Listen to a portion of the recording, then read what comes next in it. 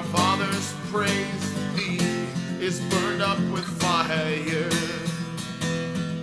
and all our pleasant things are laid waste. Wilt thou refrain thyself for these things, O Lord? Wilt thou hold thy peace and afflict us very sore? Hello, good morning. Welcome to Line by Line Bible Studies. Continuing our study today in the book of Proverbs. We're in chapter 26. We're going to pick it up at verse 13. Let's start reading there. The slothful man saith, there is a lion in the way. A lion is in the streets. As the door turneth upon his hinges, so doth the slothful upon his bed. The slothful hideth his hand in his bosom. It grieveth him to bring it again to his mouth. The sluggard is wiser in his own conceits than 7 men that can render a reason. He that passeth by and meddleth with strife belonging not to him is like one that taketh a dog by the ears. As a madman who casteth firebrands, swords, and death, so is the man that deceiveth his neighbor and saith, Am I not in sport? Where no wood is, there the fire goeth out. So where there is no talebearer, the strife ceaseth. As coals are to burning coals, and wood to fire, so is a contentious man to kindle strife. The words of a talebearer are as wounds, and they go down into the innermost parts of the belly. Burning lips and a wicked heart are like a potsherd covered with silver dross.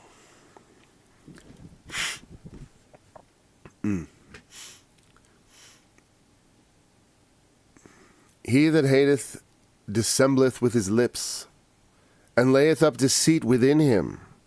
When he speaketh fair, believe him not, for there are 7 abominations in his heart. Whose hatred is covered by deceit, his wickedness shall be showed before the whole congregation. Whoso diggeth a pit shall fall therein, and he that rolleth a stone it will return upon him. A lying tongue hateth those that are afflicted by it, and a flattering mouth worketh ruin.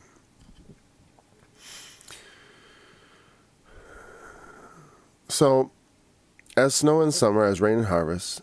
Oh, I'm going to go too far back. 13. The slothful man. There's a series of things on the slothful, and they seem to be mostly observation. You know, this is how you tell the sluggard. You know, there's always, a lion in the street obviously is a hyperbole, but there's something that's keeping them from getting at things. They can never seem to get anything done because they can't get at it. Because there's a reason they can't get to work.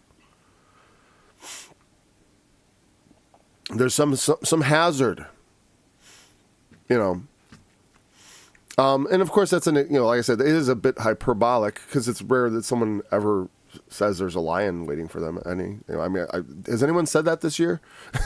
Who doesn't live in Africa, or maybe, I don't know. There's mountain lions in America, right? So there's a lion out there. And what it means is like, it's sort of like I can't win, I think. So I'm not going to try. Where the obstacle to me getting whatever I need to get done is just so daunting, and there's always an excuse. And I think that if you worry about being slothful, you're probably not. Because sometimes I worry about it just because sometimes I feel not like doing a lot of things.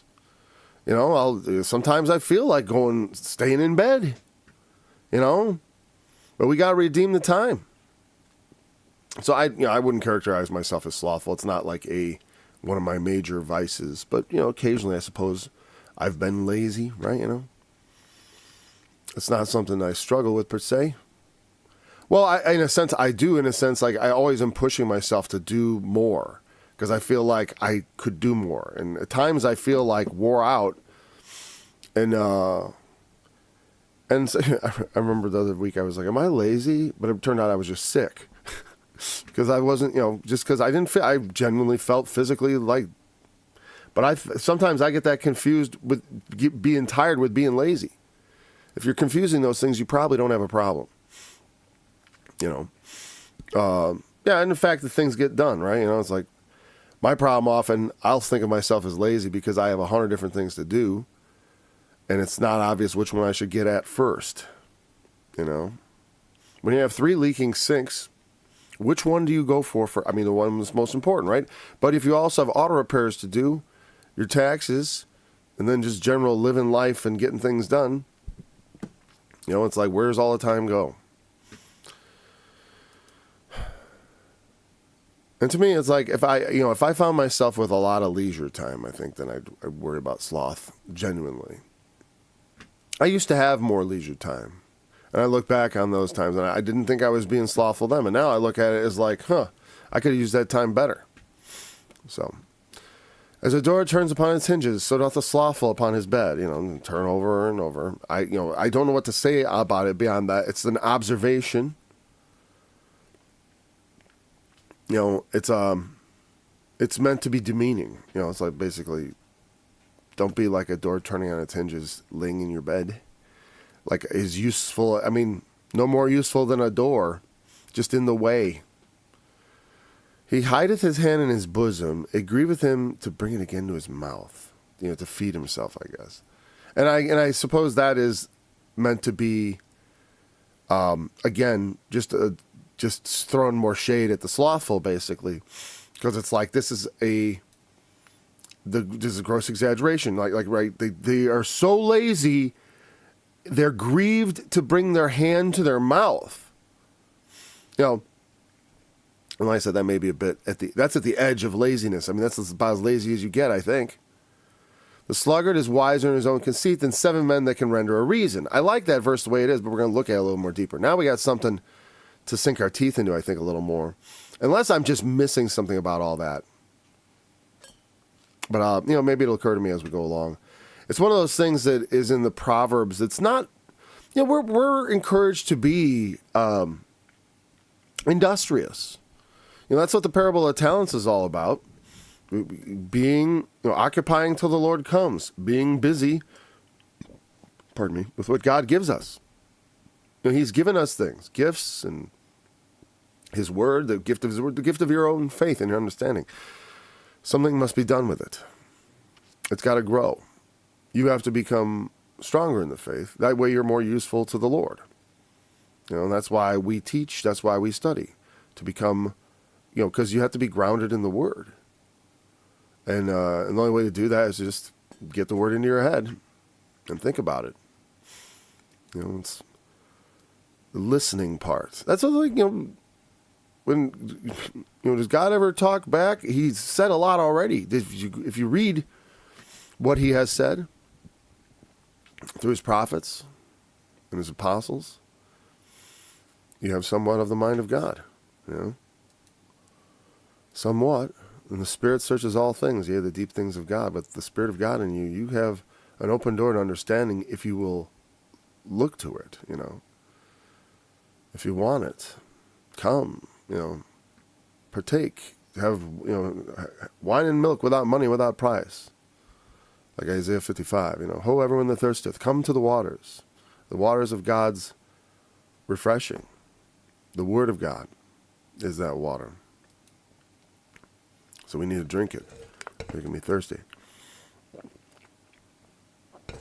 All right. So 7 men that can render a reason. What does that mean, render a reason? Excuse me. All right. So, verse 13, 14, 15, 16 was like 16. A cartoon advertisement of some sort. Wait. Burning lips. Let me see. This way I won't go over the page. There we go. All right. Back a little more. He that passes by. No, a sluggard is wiser in his own conceit, in his own eyes. Same thing as last time. 7 men that can render a reason. Render is return or turn back. Come back at him. So render's fine. A reason is shub. Oh, that's render. In a lot of different connections. Restore, return, etc., etc. Render and reason. What is this? Tom. taste or judgment. Not judgment in the sense of like mishpat, or like the judgments of God, the edicts. But this is more judgment in the sense of, like we say, there's no accounting for taste. On some level, it's taste. Do you like something? So it's also discernment, discretion, flavor. But it literally means flavor, I guess. It's one of the meanings. The flavor of it. So there's something about, there's a decision. You know, when you're talking about something, describing the flavor of something, there's a judgment there. It's sour, it's sweet, whatever. So I see how that gets in there. Just like we use the term taste. You know, what's your taste in music? By the way, I looked up that. You'd have to send me a link, because I found a 70s band which was pretty good, and they were very talented. And then there was like a lot of meditation stuff because of the reference to solar plexus, I guess. I don't know. Anyways, we have taste in music, taste in art. You know what I mean? But you don't taste it. You don't put your tongue on the music, right? Because it's a form of judgment. And it's a little bit different than some of the other ones we would encounter, right? So, but again, can render a reason, now that makes sense, like to explain why. It's kind of like the way I see it, you know, to return the flavor, you know, like to say what you're looking at, right? Because, and why is that? Because he doesn't bother to render reason. He just impulse or whatever. Team. You know, like I said, it doesn't matter what the truth is. I'm on the red team or I'm on the blue team. I mean, you know, right? It's in some ways that's true. I see that I see that all over the place on all sides. You know, like just like with the Israel war, there are so many people on the right who just knee-jerk support Israel. I was like that too. I assumed that was what I should do. And, you know, and then I was like praying about it and realizing that that's not what they do is not good. And I should not encourage them to do what they do. I should discourage them from committing genocide. That's what I want to do. Don't do that. It's not good for you, Israel. You know, I remember someone said, you know, well, Hamas should have seen what would happen after they attacked Israel on the 7th, that they should have known there'd be a response. And I grant that. They should have known. And they shouldn't have done what they did. They should have chosen the path of peace. Because if they had chosen the path, because some people would say like, oh, they tried doing peaceful protests. The Israelis shot them anyways. Okay, they're going to kill you. You know what I mean? But the quickest path to victory, I think, is the path of peace. It's the quickest and least suffering. Yes, they will not respect you. They will shoot you. They will kill you. You know, it's more satisfying to fight back. I understand. But Israel, what's going to happen to you? You know, can you see what's going to happen after you kill all these people and drive them? Can you see what the natural outcome, what the consequences are going to be of your actions? Are you looking at those consequences? Do you think there will be no consequences? I promise you, there will. I promise you, there will. And not good. You know, and that's nothing I rejoice in. I hate seeing people suffer. Even the wicked, you know? Shouldn't take pleasure in the suffering of the wicked. I see people in Israel taking pleasure in the suffering of the innocent. They're in trouble, like spiritually, big time, big time, big time. The wrath of God is getting hot. And they have been the subject of God's wrath on so many occasions. What are they thinking? You know, has your status as God's chosen people ever kept God from pouring out his wrath on you and his fury, from kicking you out of his land? You want that to happen again? It can happen again. Or worse. You know, it becomes your grave. And they don't think that is possible. Oh, it is. It is.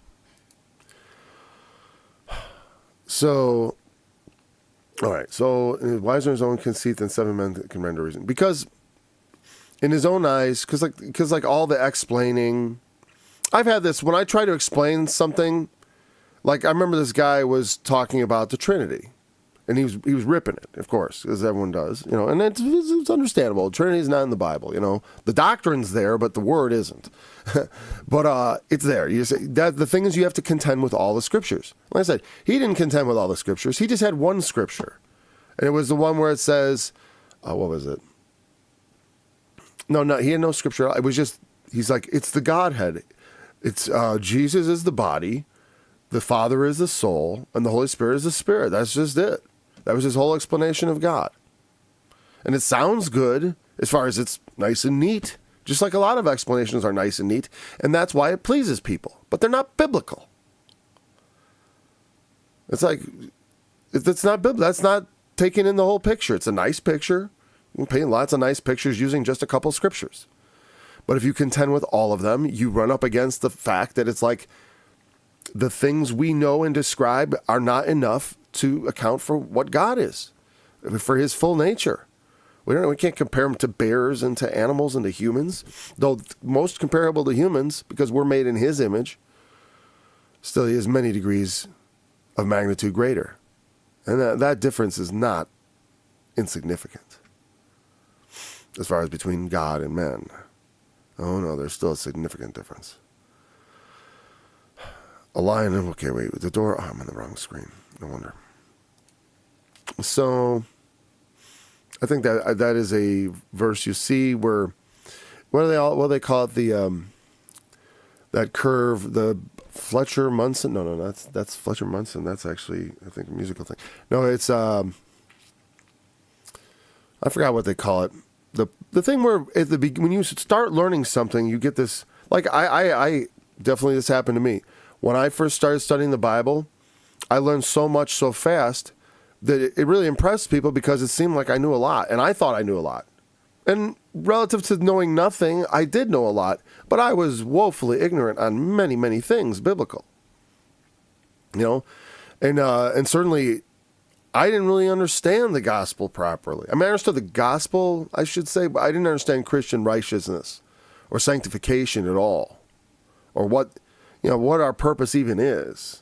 Beyond preaching the gospel, it seemed like everyone had that down. The TV was loaded with Christian preachers. There's Billy Graham's throwing crusades in every part of the world. I mean, whatever. As far as like when you grow up, you're looking around yourself. You're like, well, what is this all about? If we're all Christians, why are we all so wicked? You know what I mean? I go around the world and I'm like, I'm realizing that most of the people I'm looking at are at least call themselves Christian. Certainly where I live. And some don't. I don't know who does and who doesn't. He that passes by and meddles with strife not longing him is one that takes a dog by the ears. I assume that's not how you're supposed to take the dog. By the ear. Yeah,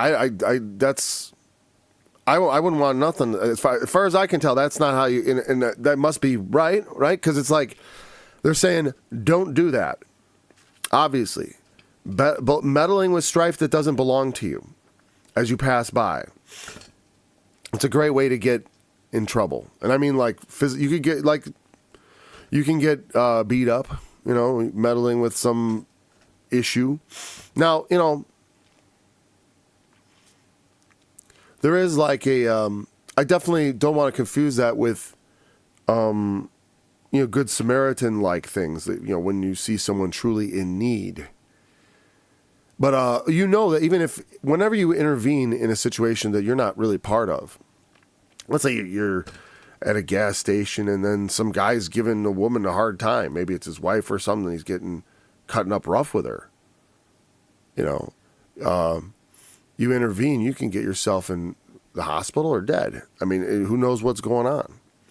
I'm not saying, you got to do so very wisely and very advisedly. Don't like I said, it's when you meddle with strife not belonging to you, you're going into a dangerous situation. It's not saying that you should never do that per se. Because like I said, it's like sometimes. If someone calls you to a situation, like among brothers, sometimes there's like a when brothers have disagreement, I mean, in the spirit, brothers, meaning two Christians, it says, take one or two with you as witnesses to talk to them if they won't hear you. If you have something against your brother, then take with you 2 or 3 witnesses, or was it 1 or 2? Take some others with you. Tell it to others. And if they won't hear them, then take it to the church. And if you won't hear the church, let him be like a heathen man to you. But sometimes you're called upon to sort out matters between brothers. And, if you have some standing there, that's, of course, reasonable. I mean, if you have a reason to be part of, if they know you and trust your judgment, and someone may call on you to arbitrate between people, and that's not the same thing. So that's okay. But so there's definitely, you want to be careful not to be like the men in the parable of the Good Samaritan, who passed by for various reasons, wouldn't do anything to help the man who was on the side of the road. Didn't want to interfere or get involved. There is a point in which you get involved, of course, when you to help the innocent. But like I said, to protect the innocent. But the way you intervene, you gotta be careful.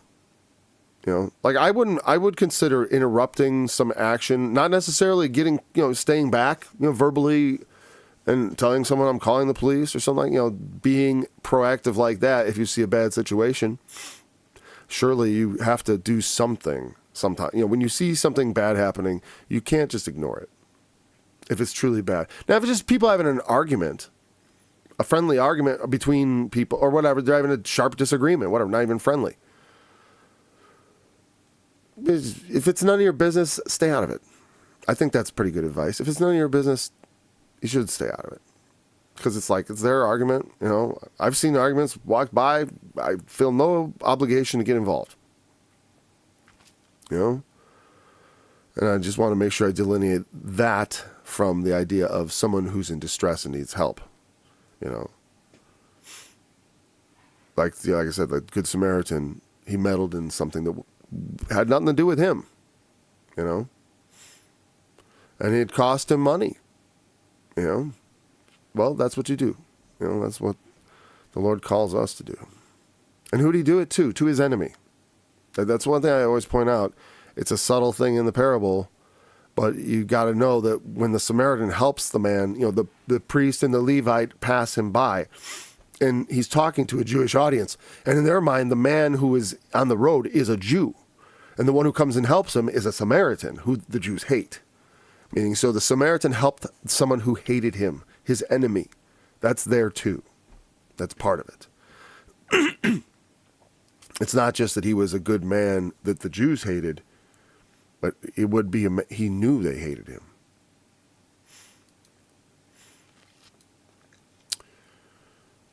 As a madman who casts firebrands, arrows, and death, so is the man that deceiveth his neighbor and says, am I not in sport? Isn't this sporty of me? This is a game. This is a game. Wow, deceiving your neighbor and making a game out of it. That's pretty, But I could see that, it can go from, there is harmless mischief, per se. Meaning, hey, you can deceive your neighbor doing a magic trick. Oh, look at the ball's in this hand. Oh, no, it's not. It's like, whatever. That is a gag. That is funny. That is a joke. That is sporty, right? But, of course, this is talking about a different level of deceit, Like, I don't know.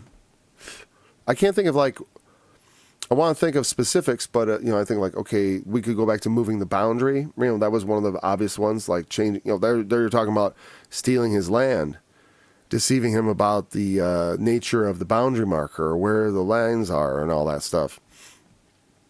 And thinking, oh, isn't this, there is a glee that can go along with certain kinds of evil doing, right? Especially when you're pulling the wool over someone's eyes and maybe getting a profit. Maybe it's someone you don't like,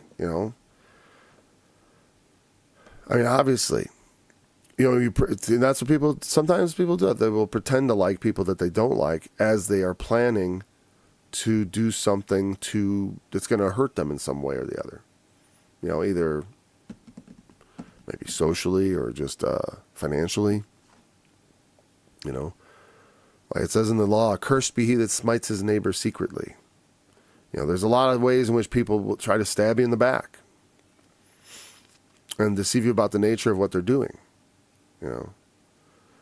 So, that is a madman who casts firebrands, arrows, and death. Because your neighbor is your neighbor. I mean, like they say about a lot of things, they'll say like, I don't want to use that vulgar term. I don't want to use the vulgar. I'm not going to use it. It's just a vulgar example. Don't do your business where you eat. Like they say that. And your neighbor is your neighbor. You got to deal with your neighbor. Your neighbor's your neighbor. He may move, but you're going to have some sort of neighbor. Everybody does, even if they're 10 miles away. That's your neighbor. Or whenever unless you live in a cave, I guess, and you never go back into society. Some people do pull out for the most part. But we have our neighbors, and when you deceive your neighbor and you do evil to your neighbor, it's like that's, not that you should deceive anyone, but that's real close to home. And you're picking trouble in a fight with something that's, everybody knows you're supposed to fight countries that are far away. I mean, you don't want trouble with your nearby neighbor. And not that you want trouble with anybody, but particularly not your neighbor. So, I don't know. I can't add much more to that, I think. Where no wood is, there the fire goes out. If you don't have wood, if you don't have fuel, you can't have fire, right? So, where you don't have a talebearer, you won't have strife. To some degree. Wherever strife is caused by the talebearing, that's for sure. Because talebearers, of course, are just a non-stop factory of strife. Talebearing meaning, someone who carries rumors. Or, and not necessarily rumors, even true stories. It's tellers of tales. Oh, what so-and-so did. Oh, what so-and-so said. And for women, this is often a big sin. Because they love to talk to each other and talk about each other. And that often, and especially, I know, my mother was like that totally. She loved to tell people things other people said about them, to upset things, and, not always, I guess, but she always had stories to tell about people, And she always likes to pump you for information about you, other people, Oh, what is so-and-so this and so-and-so? Oh, she likes to take it. Was always more of she liked to collect the tales for her own sake, I guess, more than tell them to me, that's for sure. But I've seen that kind of behavior on the phone, talk about my siblings to her mother, like they have anything to do with her because they're not even related.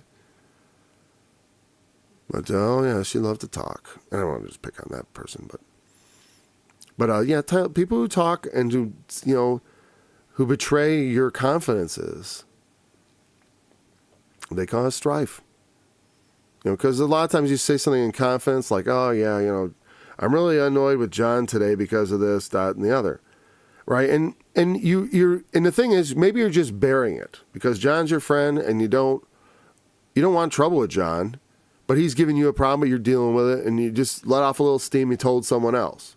When they run over to John and say, oh, boy, Paul's not so happy with you, John. Oh, really? Oh, yeah, I heard him talking about it. And doesn't give all the details necessary, just enough to kind of get John thinking. Oh, wow. And it's like, what? He pissed me off the other night.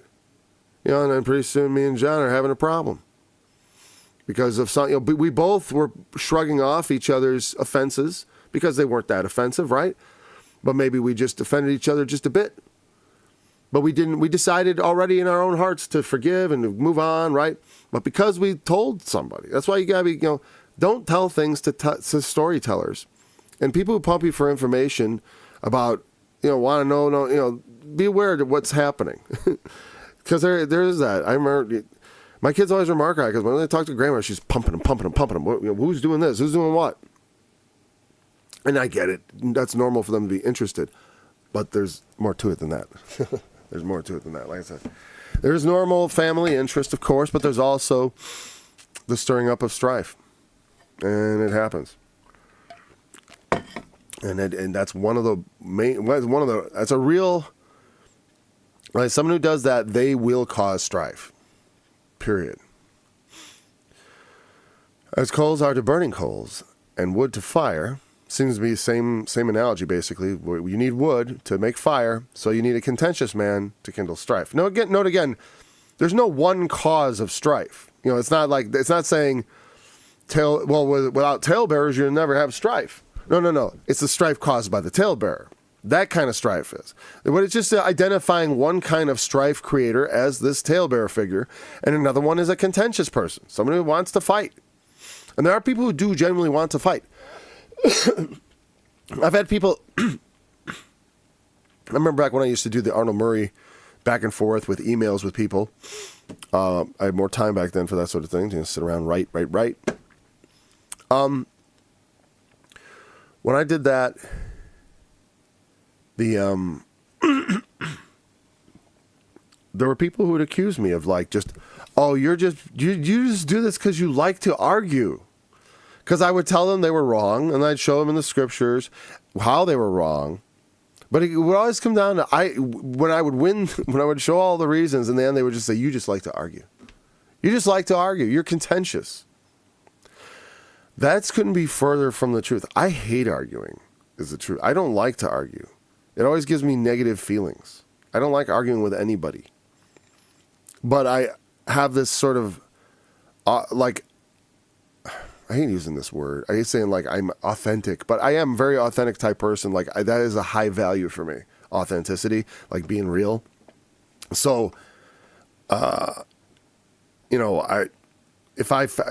when I have something to say, I got to say it. Even if I don't want to argue about it, I'm going to argue about it for the sake of the truth. Because I care about that, really. And I don't want to say that like some sort of vanity.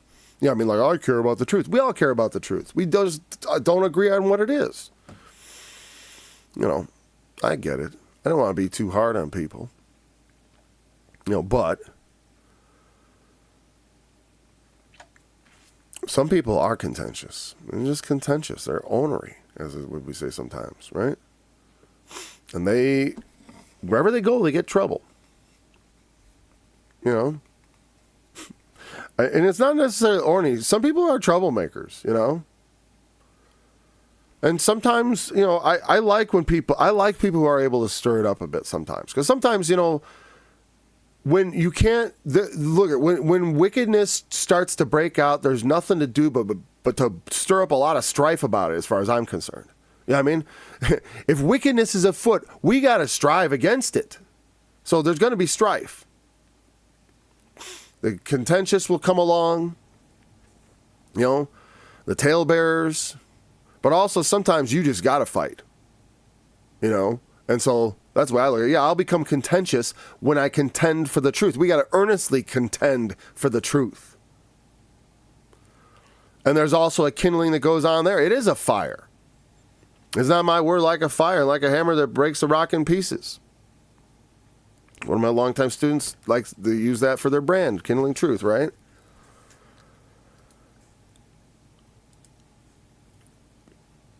So there is a point of contention. There is something to strive over. But don't strive over meaningless garbage. That's redeem the time. Don't waste your time striving with people about stupid earthly things. But rather strive after that which is more important. And like I said, people will say oh, Paul, you used to be way more biblically focused. You talk about current events and stuff. I do. Because as current events became so, I was able to ignore that kind of stuff for years because it never touched me. And I just sort of dismissed it. So I was like, I'm teaching the Bible. I'm looking at the Bible. That's what I'm into. I don't care what's going on in the world. And to some degree, I can see that. But also, we are very much embedded in the world. Jesus himself, when we cast the money changers out of the temple, he was doing something about what's going on in the world. When he was crucified, he was there in front of the government, answering for crime. So it's like you can't get away from it. You don't want to be entangled in the affairs of this life, but there is an intersection between the divine life and the life here. And that's where we live out the kingdom of God in us right now. As far as there's something to be done. Like the Good Samaritan had to go and do the Good Samaritan thing. Jesus says, go do it likewise. And so so there is, the things that go on in the world are not just to be ignored. You don't want to be caught up in them, entangled in them per se. Meaning, it's like it says, your war is on the behalf of Christ and the truth. That's what I always think, is that, on that account, what is the primary thing? Well, to love my neighbor as to love God. And I got that love God part. I think that's what it was. It was like, but the neighbor part, I was not mindful enough of my neighbor, I would say, in that regard, because it's not just the Christians. We can't just look inwardly and gaze into our navel forever. We have to interact with the world. We have to tell a sinful world what's going on. That's what God needs us to do. Ultimately, we have to be familiar with his word. We have to know him, and then we can communicate his will to the world. And I think there's no real shortcuts to that. You have to engage with God. And that's why I think a lot of people do, like ministries and stuff. It's like they're built on glitz, not on the ministry's actual relationship, or what are they doing for people. They produce slick videos. I think about all that end times revealed garbage that's been sold over the years, and it's just garbage. I mean, they sell these slick packages, prophecy course. I've never bought any of that stuff, so, I've seen their little ads, This 12 DVD set on the Mark of the Beast,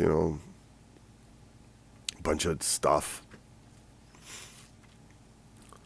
You can go right to the source, but you have to be patient and wait on the Lord. We have to learn how to to serve and interact with the living God. It's something to do, to be done. The words of a tale are as wounds, they go down to the innermost parts of the belly.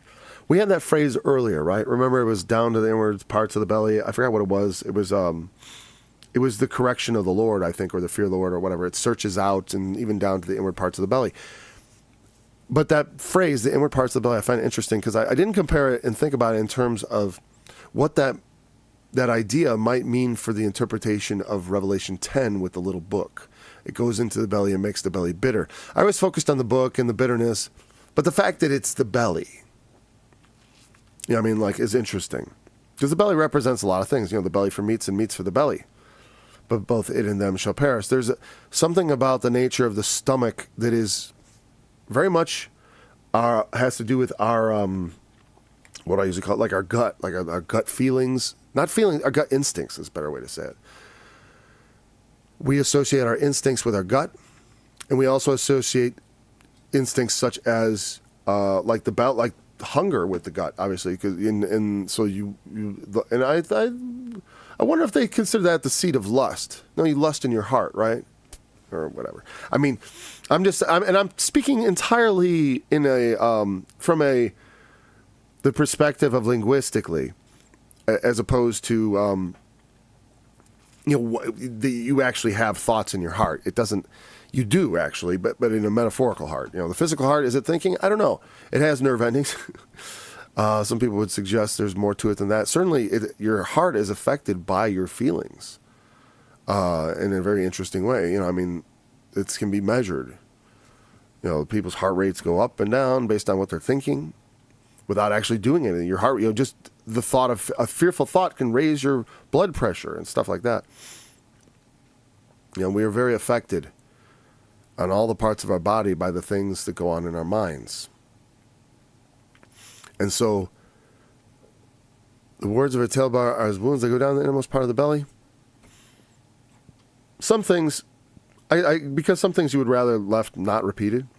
like someone talks about, like, let's say your most embarrassing moment, telling that story over and, oh, remember that time, whatever. I couldn't think of an embarrassing thing that I did that I would want to talk. I didn't think of anything, actually. I was going to try, but I just let myself not. We don't need an example there, I think.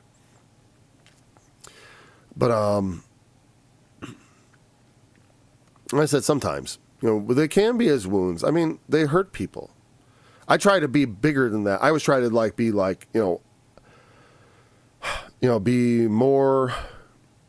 be less sensitive, I guess, or whatever, be less vulnerable to wounding, as far as by, if someone does talk about you and make fun of you, again, if it's minor, you just let it roll off your back. Take it like a man, a grown-up who knows sticks and stones can break their bones. But again, sometimes the tales being carried are much more sensitive.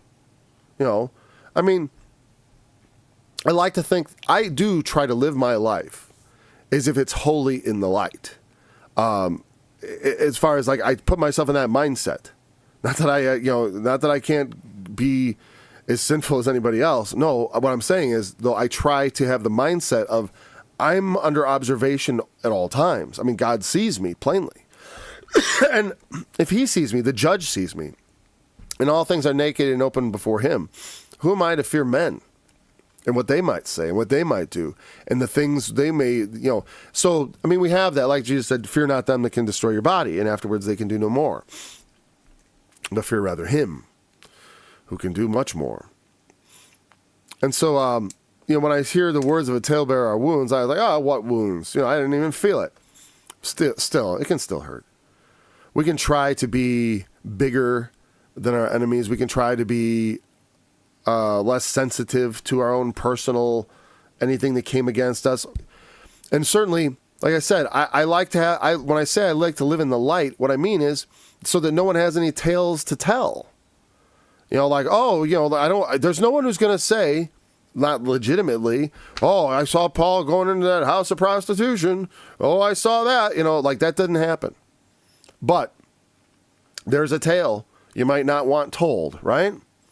But again, and the wound could be grievous. That could end somebody's marriage, telling on them for doing that. And, and maybe they've got it coming, but there you go. That's a tale to tell. I saw John at the restaurant with that young lady. There's a tale, right? Don't put yourself in a position to have bad stories told about you. That's the way it goes. And it made me, suddenly I was thinking, is a talebearer basically the news? They are basically the news. I mean, seriously, I gave an interview in college, and they wrote it down and published it. It's still on the internet. And I was speaking, and I said some profane things about my backpack, which I still have the backpack, which nothing big, no big deal. But it was embarrassing for years that it's I would go the brand new internet. I'd search my name, and on the first page it was still there back then. Now it's moved down. I don't care. You can go look. It doesn't matter. I just said it was a crummy, but I used a more profane word, pocket or something like that, and never give an interview to a newspaper. I think so. I regret my interview with the Southern Poverty Law Center only in that I said Arnold Murray was a decent Bible teacher, which I no longer believe that.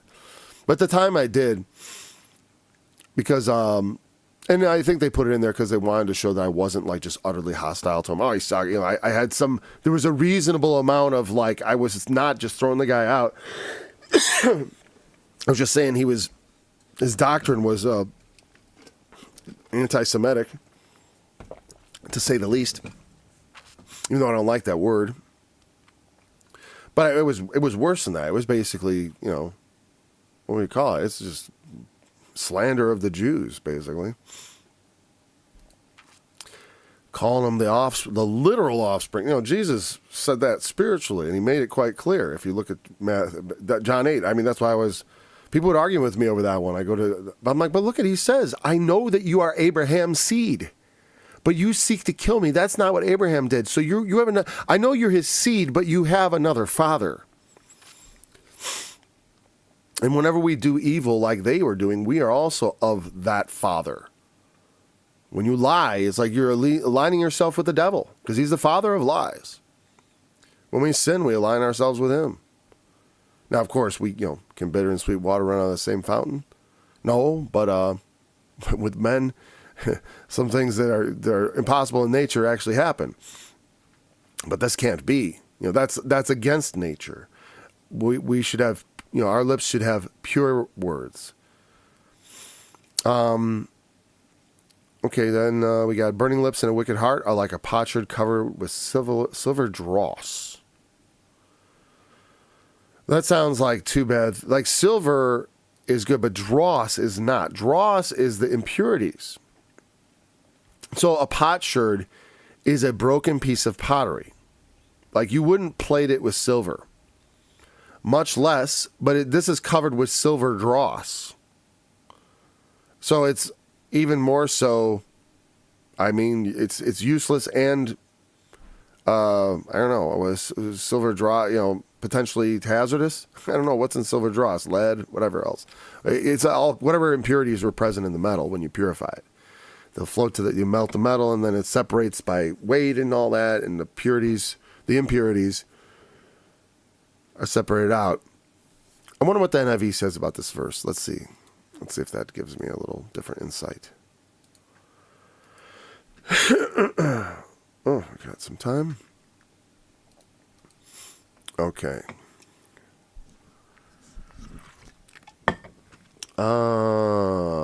Okay, wait. That's verse 23. That's King James. Let's look at the NIV. Like a coating of silver dross on earthenware are fervent lips with an evil heart. Okay, so they have it like...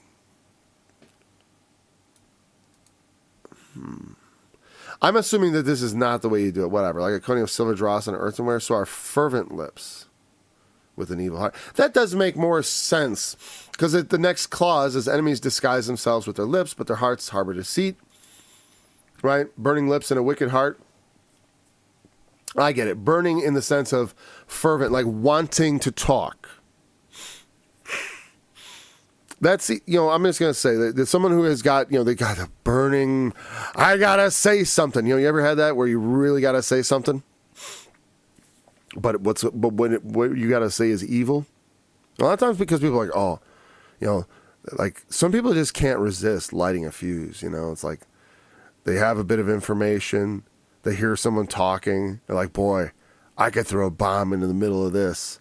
I could throw a bomb in the middle of this. I gotta say it. And they do, And that's, I think, what the burning lips idea is. Because I think the NIV got a right idea there with the fervent, hot lips and a wicked heart.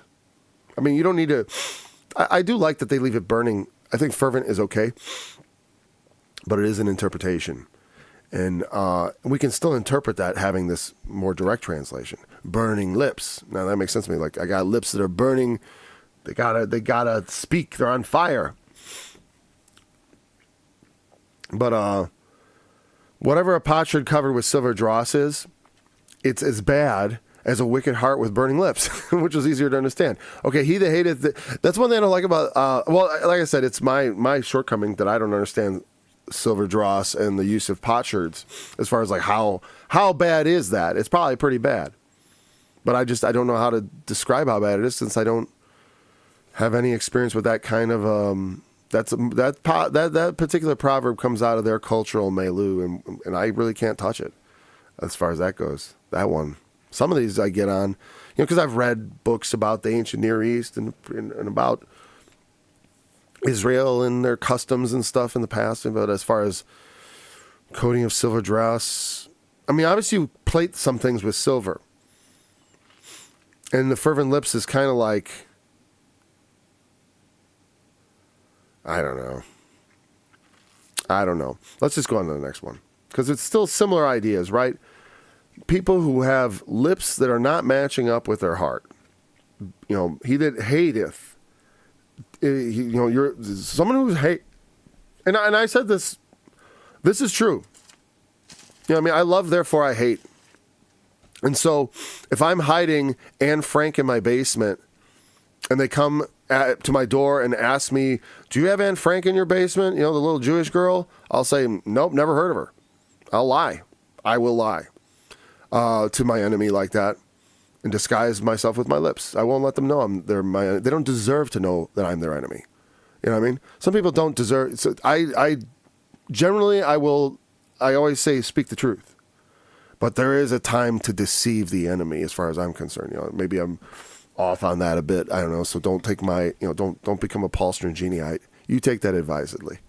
Don't always, if I say something that seems a bit off, but I do feel very strongly that I certainly don't owe them the fullness of I don't have to tell them. Just like Jesus, they say, who do you say I am? He didn't admit he was the Christ till the very end. He didn't go around declaring it either. He didn't, when they wanted to, tell us why authority you do it. Well, you tell me by what authority you do that. Tell you. I don't owe you anything. And they didn't. And you don't. You don't owe the wicked. But be careful. We don't want to judge. But also, in the sense of judge them. But as far as when it comes to like protecting the innocent or something like that, yeah, I won't give them the truth that's going to hurt someone else. I will not bear that tale. If I could find a way to technically not lie, I'll do that. If I can technically not lie. Because deceiving is not necessarily lying. Because you can suffer someone to you can, by not intervening and giving someone a critical piece of information, you may not lie, but cause them harm. You can, what was it? There was a scout, I believe in Custer, Custer's, I forgot which cavalry it was. Custer's Last Stand. I thought there was a scout that knew they were walking into an ambush, but didn't tell him because one, he despised the scout and the Indians and everybody in general. He was just was not a good person, Custer. and so, I could see someone who's like, you're leading all those men into a slaughter. Maybe they shouldn't do that, but they were getting ready to slaughter the Indians. So, hey, it's kill or be killed at some point. It's not good, it's not right, but it's what it is. It's like someone asked me about my song, I Am a Native American, and I was like, are you saying that land belongs to the Indians or or what? What are you saying? I'm like, well, the land doesn't belong to anybody. The land belongs to God. All the land belongs to God. Nobody owns really anything. I rent here. I own this property supposedly, but I'll be paying even after I pay off my property. I'll be paying at least a couple $100 a month in property taxes just to live here. And that's that's life. Like we definitely took it away from the Indians and put our system in here, but we're all stuck in it. We all I didn't create this system. I'm just here. So at this point, I can't answer for all that. I'm not going to glory in it. I'm not going to apologize for it. It's just history. We can only do right now. We can only live in peace with each other right now. We can only make up for, our own sins. You can try to make up for the sins of the past, but you're not. Meaning other people's past sins. Because you're not. You're robbing from other people today to benefit people who did not suffer those things. They didn't suffer those things. They're in a different position.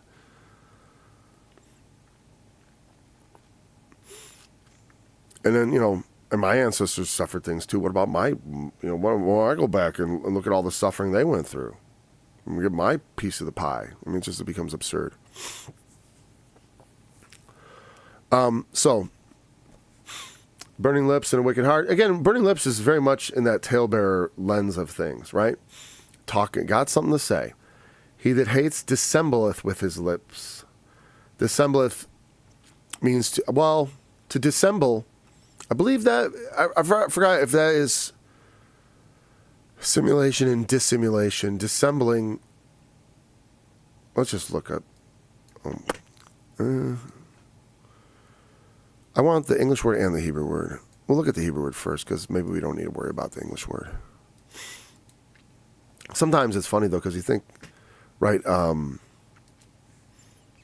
English word, like I like those archaic words in the King James, but sometimes it's like, well, to dissemble, I thought meant to be sort of act under a false part. That's what I was going to say. Get off the King, get over to the King James. See that dissembleth with his lips. To regard or recognize. Okay, whatever. The Hebrew word seems to be coming from a left field a bit, meaning he did not recognize him. Point out, discern. I'm just looking at the uses on the right here. Examine, knew it. And he knew it and said, interesting. Discern, examine, acknowledge, recognize, he knew. Made himself strange unto them. Oh, and disguise, but he knew them, but he made himself strange unto them. His brothers recognized to spoke? There's something wrong with that. What? Int? Oh, whatever. I don't want to do this. This is that mode. I don't want to go there. Whatever. Okay, fine. Let's look down at the Proverbs here. This word comes up a lot. Oh, it actually comes up 49 times, and then not all listed here. I'd have to click here, but hold on. Forms. Well, lots of forms. Primitive it properly to scrutinize, that is, to look intently at, hence with recognition implied, to acknowledge, to be acquainted with, to care for, respect, revere, or with suspicion implied, to disregard, ignore, be strange toward, reject, resign. Because I was going to say that was like when Joseph, he made himself strange to his brothers. He disguised himself. So I get that. And so when you're saying to scrutinize, it's in a sense they're preparing their tongue for scrutiny, meaning so that it will endure the scrutiny and be believed even though it's lying. I think that's the idea of where that comes from. It's interesting though when a word, based on the implication, it means acknowledgement, and on the other side it means the exact opposite. To disregard, to disacknowledge, to ignore, to be strange, reject, resign, or dissimulate as if ignorant or disowning.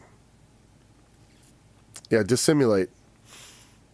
To act like you sort of, not only to lie, but to act like you don't really know I don't know. I just heard that this is what the thing is. With my wicked heart deceiving him. Because I hate. He that hates often does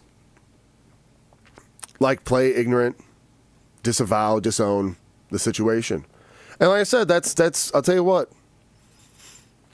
When it comes to protecting people against hateful enemies, dissimulation might be just the thing.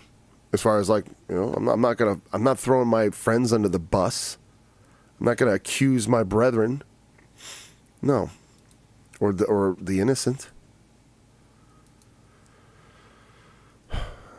He that hateth dissembleth with his lips and lays up deceit within him. When he speaketh fair, believe him not, for there are 7 abominations in his heart. Yeah, because there's oftentimes... Now, the thing is, I think it's funny because it's like... Well, when you know someone hates you, but they start speaking fair, they start speaking nice... Oh, hey, how about that? Everyone knows when they're being buttered up. Whether you're being buttered up for they want something or whether they're buttering you up to stab you in the back. Very often they get you. Like I said, when I never felt too worried when I'd get a death threat. I've only had a couple in my life. Back was more common when I was actively going after Arnold Murray. His followers had they thought God was going to get me, God, the guy was like, I'd be careful where you go, what you do. Your family there, you got a nice family. One guy said something about my family. And I told him, that's called intimidation, and it's illegal. Would you like me to take that to the police? I think you're going to just stop talking and not email me anymore now, okay? And he did. Yeah, when people hate you, there's... like I said, well, what I was going to say is like, but if they really, when people send death threats and stuff like that, that's, people who want to kill you don't threaten you. They invite you to dinner. Okay. They invite you to dinner. Oh, my enemy suddenly wants to take me out. That's why an enemy wanted to take me to dinner and I wouldn't go with him. A couple of guys one guy wanted me to go down to St. Louis. It's like, yeah, I'm going down to St. Louis. Right. To the black neighborhood. And why this black guy he was so carrying the water for Arnold Murray. And I was like, why are you carrying the water for this guy who's basically a racist? I don't know. I think because they like that he taught, actually, that the blacks weren't the descendants of Canaan. And I don't know why does anyone ever think that? The Canaanites are never described as black, and they didn't turn black. Canaan is nothing to do. The people in the Bible that supposedly the blacks came from would be the Gomer and Put and the nations that are described that go down into Africa. And they are known as African nations, the Nubians and all that. Not anything to do with Canaan, really. And so I can give them that benefit, too. I can tell them, hey, yeah, I don't think the black race is cursed. That Canaan thing, that had nothing to do with you. Nothing to do with you. Don't worry about that a little bit even. Forget it. But, yeah, he was like, and he was openly telling me, he wanted to fight me. He was saying it. He's like, we'll go in the octagon. No, I'm not. We're not going to get in a fist fight. It's silly. Because that's what happens. People get into arguments and then they want to go to the mat. That can be appropriate sometimes. I don't know. Because I do go as long as it's in the rules of a game. Not a real fight, but a game. So two guys to fight it out like that over something. Maybe, I don't know.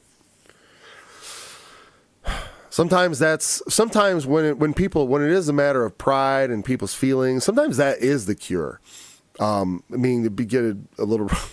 a little rough because it's all about sin. And I'm not saying that's the right way. I'm just saying, don't be so sensitive about yourself. Don't be so take it personally. That's the thing that drove me nuts is that a lot of times people would, take it personally. I'm like, look, we're just discussing something. And I know that the truth is a very important thing to you. Your Christianity is very important to you. And when I say something different, that can offend people, but I'm nobody. I don't matter. Okay? Just some guy saying something is not really that important. I mean, it can be very important in a certain sense, but not enough for you to get emotionally involved. Not that important. Not until the Lord starts bringing down fire out of my fingertips or something. Then you could say like, well, what he's got to say is really important. God's got to testify how important you are. Or what you're saying, his prophets, they got to be heard. And to the degree that it's not a big deal, it's just not a big deal. Because there wasn't ever anyone who came to my website that wasn't already doubting it, I guess. Or I know some people, I used to seek out anti-Arnold Murray stuff because I was his defender. I remember reading it and thinking like, oh, I can deal with this. So, whose hatred is covered by deceit, his wickedness shall be showed before the whole congregation. That goes back to, every idle word shall men give an account in the judgment, and that there's nothing done in darkness that isn't going to come to light. That's something Jesus taught very clearly. That the dark deeds that men do and they think they get away with, they absolutely do not get away with. And you should live your life accordingly because God will judge it. And the things we do in secret are no secrets at all. None at all. And so that's why I said I try to live in the light so that there's no tales to tell. Now, that's not to say that that's true. There's always a tale to tell. There's always, I could point out things about myself that need work, But, and someone could, if you follow me, eventually you'd find me doing something wrong, and you could tell the world. But I try not to be wounded by that, by being honest, by not pretending to be more righteous than I am, But also, in no way being like those that, will laugh about, oh, we all sin, ha, ha, ha, ha, ha. We all sin, to God be the glory. Let grace abound. Let's sin some more. They've basically taken that attitude on. They don't acknowledge it, but they live that way. Let us sin that grace may abound. What are you talking about? Jesus forgives you. His grace is abounding. I like to take the minimal amount of grace, thank you. I don't want to have to, it's bad enough. It's bad enough he had to pay for our sins with his blood, that then we go on sinning after we find out about this. It's just absolutely unforgivable. But he forgives us, But don't mock God. Like I said, don't mock God. Be careful. Sin is no laughing matter. We should take it seriously. Like I said, down to every idle word, I take it seriously. Not to the degree that I'm fearful of losing my salvation. No, I'm utterly confident in my salvation. And that's why I look after those things, because I know I'm going to be like him. And there's just there's no other way. We have to become like him. So, whoso diggeth a pit. So as far as this, it's going to be shown before all. That's the thing. It's like the things we can try to conceal our hatred, or we can try to conceal our wickedness, but it is ultimately going to be brought forward. Sometimes in this life, sometimes not until you see the throne of God. Again, this is also cosmic justice. It doesn't always work out like this. People dig pits and then they trap the innocent and then they kill them. And then they get away with it and then they go live in retirement and then they die peacefully in their beds. Sometimes that happens. But all they did was reserve more fire and judgment than any. That's all they're doing is heaping up to themselves wrath against the day of wrath. That's all they do. So they do fall in the pit they dig.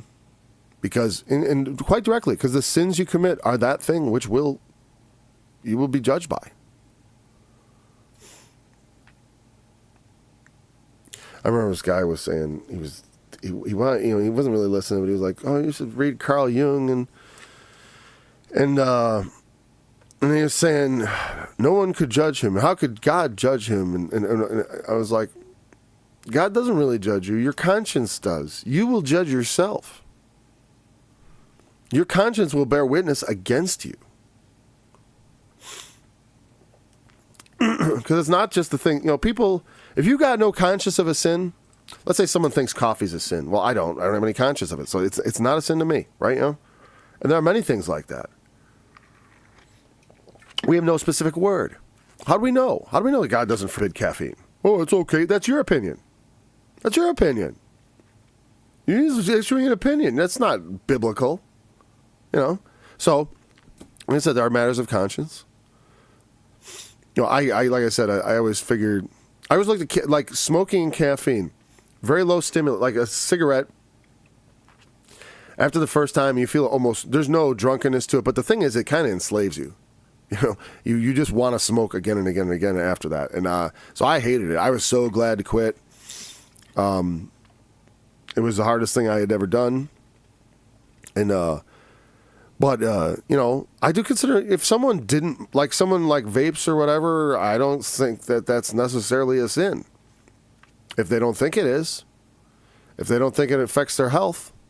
Now, if they learn later that it does affect your health, then it can be a sin against your body at the very least, just like cigarette smoking. That I quit because of my health and because of the addiction, because I didn't like that I was addicted. I didn't like that I couldn't quit. Now, coffee's different. I've quit coffee many times and easily.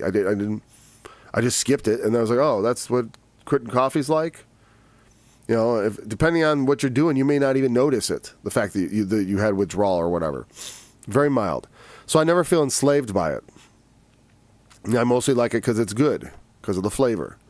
And so it's a belly issue. So my belly enjoys coffee, and I do enjoy the lift. But like I said, I have no conscience of it. And you won't be judged of things you have no conscience of the sin. But there's enough. Every person violates their own conscience, though. And we get put into positions, and then we do it. Or have done it. As we grow older and wiser, hopefully we don't do it anymore. Not consciously anyways, right? I mean, it's something where you would have conscience afterwards maybe. We're like, oh, I did that. That was wrong. I've done that where I regretted what I did at the time. I didn't know that I was going to regret it, or I didn't think I was doing anything bad. But then I did it, and I saw the results, and then I was like, oh, that was bad. I shouldn't have done that. I was probably saying something, actually, so there's no real story to tell there. It was something I said. I shouldn't have said. Oops. So, yeah, when people that roll up stones and dig pits for others, God has got you, and when you do it to hurt people, you're doing wrong. They know they're doing wrong. But they think they can get away with it. And they think that if they can get away with it, then it's like they didn't even do it. There's no actual, they don't feel guilt the way you or I might do it. That's what happens when you're, psychopathic in your outlook.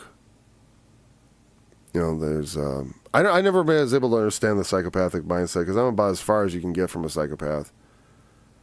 I even considered the mumbo jumbo about being an empath. I think that's all mumbo jumbo. But I know that I feel feelings more than I probably would care to. That's all that matters to me.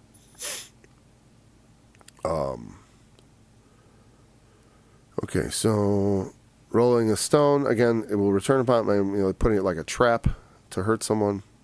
Lying tongue hateth those that are afflicted by it, and a flattering mouth worketh ruin. Pretty straightforward, right? That's the end result. Ruin and hatred and affliction. The hatred of the lying tongue, it afflicts people. Okay, so we're going to just close. We're not going to add any more to that. We'll pick up with Proverbs 27 next week on Monday. Until then, thanks for joining me, and I look forward to being back again. Remember, the testimony of Jesus is the spirit of prophecy. Zion is a wilderness, Jerusalem a desolation, a holy and a beautiful house, where our fathers praise thee is burned up with fire, and all our pleasant things are laid waste. Wilt thou refrain thyself for these things, O Lord? Wilt thou hold thy peace and afflict us very sore?